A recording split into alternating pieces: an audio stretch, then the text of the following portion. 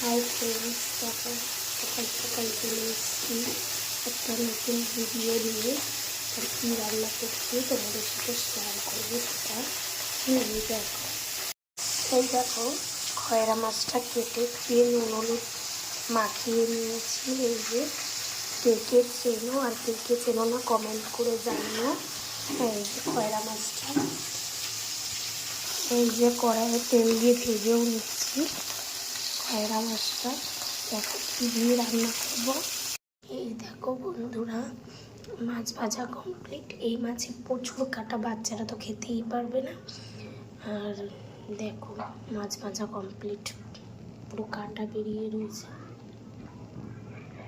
বন্ধুরা কড়াইয়ে তেল গরম করে দিয়েছি, এবার টমেটো কুচি দিয়ে দেবো।